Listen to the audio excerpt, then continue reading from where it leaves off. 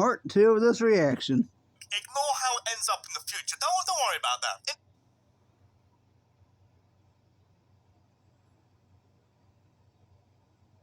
In his prime, Great Tusk was a boss, a master of his domain. Wherever it decided to stomp about in the same circle all day, it would have ruled over the brute bonnets and their low, malleable IQ. The ones who'd sculpt their clay-like brains into making their life's purpose anywhere from dealing with any screen tales that dare try piping up with that dead Ed Sheeran tune from the credits, all the way to Tinny Holder. Brute bonnets are the henchmen, and Great Tusk is the one saying, "Yeah, get 'em, boys," usually followed by a "not me, you fool," step, a true boss of a Pokemon. Not me, you fools. Them. Get the big bucks now. Looking for unsuspecting trainers rocking up with their 1 or 2 gym badges who ventured too far into the region, thinking they're going to be a big man and take on the late game as early as possible. It's rare I find in Pokemon that you'd run from a fight. The games are usually so easy, you don't really have to. I can only think of a few times this happened. Getting mugged on Route 110 down Hoenn as a Yeah, that rival battle sucks. peak example, had Francis and Gano on speed dial ready to spark out May for that one. I haven't felt a good humbling experience like stepping up to Titan Great Tusk unprepared since I had the nerve to disrupt Cynthia in a summer holiday in Unova, seeing big, huge Donphan in the middle of the desert when even the NPCs have Pokemon higher level than me. Thought to myself, you know, I think I'm going to leave him to him. Nah, you look busy. I wouldn't want to disrupt his day. You know, that empty patch of sand over there, it does need a good walking on anyway. So, no, I've got stuff to do anyway. I've got my own little patches of sand to walk. It's all right. I'll just see him in about 15 more levels and let him sweep me then instead anyway. Giving Delibird anything is a well-deserved shout, really. I imagine... Young glad Delibird at least got some love with a Paradox form that is, actually useful. If it somehow got a form, it'd just be some regional variant with a bigger bag. Realistically, anyway. Give me the booking power and I'd be sorting out a Unova regional form in the big city, looking rough, doing meet and greets Christmas time. Doesn't look like a Delibird, looks like your uncle dressed like a Delibird. Can catch him at a 10% spawn rate down Castelia City alleyways when they're on a ciggy break. I thought for sure Delibird was forever locked in as one of them exists for the lore only Pokemon. So it's about time Delibird's finally managed to clean his act up, to be a good boy for a year, keep his fins clean of sins for a full calendar year to be given something in return. Because everyone knows what you've been up to. Come on, what's in the bag, Delibird? What you got there? What, you've been handing out laced food? Empty the sack, Delibird. Can't hide it, we've seen all the messages about your little game. We know you've been spiking most of these presents you give out. Playing Russian roulette with our children. The statistics don't lie. Alright, Delibird would be a permanent name tattooed on the naughty list. You know the one. The list that routinely gets checked twice by the FBI. So if anything, Iron Bundle is a complete menace to society. Because with Delibird, alright, the species is so weak, it's born with 2 black eyes. You could probably shove the bag on its head and slap the piss out of it. There's nothing he can do about it. Iron Bundle can still hand out those dodgy presents, and it's so much more powerful. There's nothing you can do about it. You're not gonna step up to the Futurama robot Santa, alright? No, well, Unless you've been good this year, like Zoidberg. He just might give you a pogo stick. Now, off topic, here's a big reach of a prediction. My Haki is telling me that one day there will be some kind of pogo stick Pokemon. I'm telling you now, I've manifested it. The holiday season is meant to be whimsical, wonderful, and all these other fancy words. But to him, it's all a sick game. Maybe I'm just thinking too maliciously about the Delibirds. Maybe 20% of the people opening his presents, maybe the Zoidbergs of the world, got like a Steam Deck. The other 80% get an Inspector Gadget boxing glove attached to a spring and get decked. The AI professor looking down on you, slinging Master Balls like the game has some kind of item duplication glitch. I mean, surely. The game's far too airtight for that kind of thing. Come now. It was a great shout not paying attention to any of the leaks for this final area. Because if you go in blind, you've got no idea what's emerging from those 6 slots. What ghoulish specimens potentially await? Slitherwing actually took me a second to digest, because it's not just an easily recognizable Volcarona with a bit of steel plating wrapped around it, it's an actual variation of the creature. So what if Volcarona was solar powered? Nah, here's what you do. What if Volcarona were a four-wheeler and could absolutely lamp you? I couldn't even tell you what the most efficient way to fight him was at my first instinct. My mind just went, look, just get rid of it. Okay, just concussive force, alright? Fire! Let's do fire. I like Slitherwing. It's strangely cute in its own way. Not the Pokemon type fire, just fire. Maybe it's a deception tactic, because you see it roaming across the grass, and I don't think anyone looks at this and assumes, oh yeah, that's a fighting type if I've ever seen one, yeah? Expecting a puny bug slinking around the place, only for him to pop up on 2 feet and close combat you a new hairline.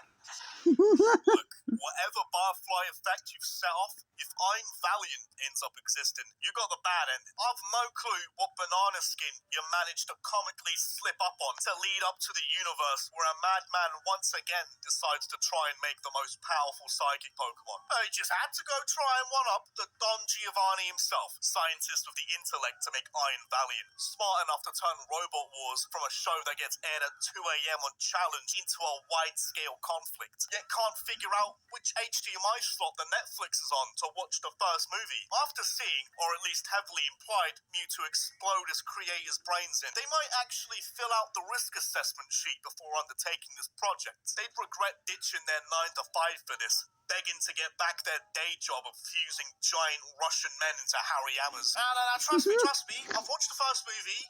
Mewtwo Returns as well, watch that one as well, and if it gets out of hand, we'll just put on the Harryhammer suits and slap the piss out of it. And if for whatever reason that goes wrong, we've got a bunch of rocks here, so we can bash its head in. This can't beat the classics, eh? Mega Gallade and God of War finally filled in the gaps and conjured up a non-binary form. What do you know? Well, that's just my luck. And it's just only me. Just like to make the strongest psychic type. What do? I only went and made the strongest fairy fighting type. I just can't do anything right, can I?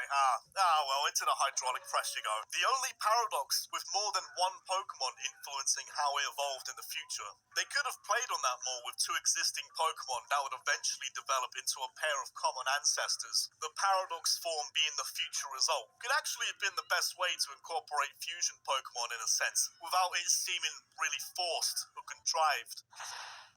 My first reaction to Fluttermane, kinda dead. First gander had me thinking it's just a Misdreavus who got a hold of Elon's barber, got that hookup for some top shelf hair plugs, managed to get a hold of Joe Rogan's pharmacist while they were at it. They both have a solid 2-foot growth on that dome, definitely eating cereal with the juice every morning. Misdreavus could use the HGH hookup, fair enough, but I thought maybe more could have been done here. But once again, I've been gaslit by the 3rd dimension. 2D artwork. You've swayed me in my fickle mind once again, and my headcanon, and you can't tell me otherwise, this is exactly how a Misdreavus evolution would have happened if it got one in Gen 2, instead of Gen 4 with the more simplistic style. And looking back, it doesn't look clapped in 3D, in all fairness. It doesn't look bad. I was just wrong. I guess the official art being released just opened my third eye in a sense. And that ghost fairy typing, like the pogo stick Pokemon that I've already manifested, it's gonna happen. Or at least semi-predictions. I semi-called this one, because I wanted a Miss Major's regional form for Gen 8. I don't think any of us would have thought the idea would have gone to a 66-million-year-old Misdreavus. A statistically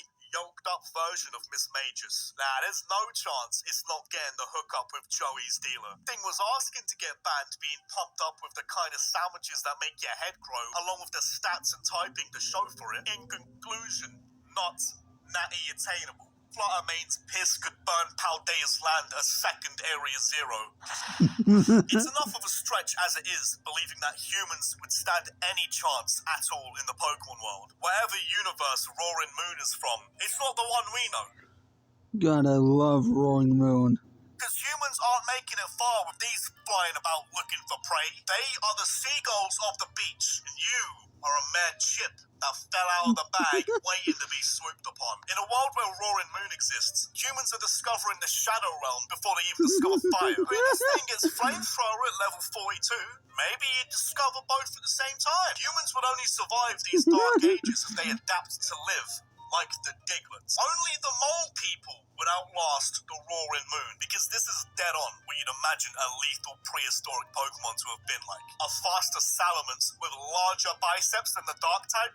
Thing probably uses Dragon Dance like Chernobyl just kicked off. People 20 miles out feeling the heat radiating off him. Power that transcends the multiverse. Gonna have Goku waking up in a cold sweat, confused as to why he's fully bricked up. I understand the Master Ball for Roaring Moon. You'd be on your knees praying to all 18 forms of Arceus if this weapon manages to break out that ball. No exaggeration, because I understand there's a lot of terrifying Pokemon out there, but how many outright come with the warning should be avoided at all costs? The professors are like, alright, 99% of the Pokedex will have to do. We'll have to, no, really, it's fine. It's fine, take the certificate. Please take the certificate. It's just not worth it. Alright, I'm telling you, you're not going for Roaring Moon. That's an order, alright? I can't have another 10-year-old's blood on my hands just so I can update Bulbapedia. I know this seems like a huge cop-out, but I genuinely can't fairly decide between Koraidon and Miraidon. They might just be the most visually appealing front-cover legendary. Yeah, I don't blame you. I can't decide between which one I like more either. I love them both. He's going, but I mean, I'm getting Violet if everything works out with my SSI, but yeah. went with Scarlet. So Koraidon, I suppose, is the de facto number one here. Because I am a simple-minded goon and like to choose my version as if I'm 6 years old again in Game Station, choosing between Ruby and Sapphire. And the only factor in my decision-making is what piece of cardboard stimulates my fragile mind more. Koraidon's color scheme squeezed my brain more. Miraidon actually uses as wheels. To each their own. Style over efficiency. You know it's the futuristic one when it makes your game run faster. Less frames of animation for the running cycle, so Violet is apparently less likely to slow your game down. I wouldn't know.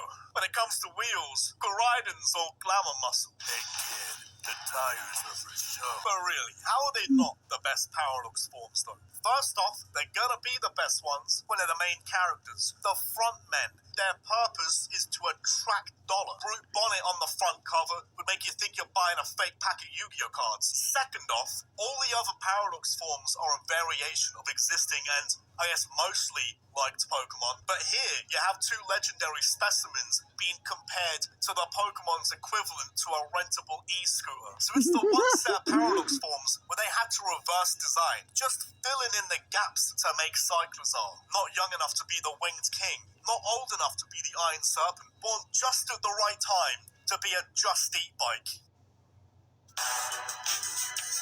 And there's part 2. Hope you guys enjoyed. I'll be posting these simultaneously together. See you then.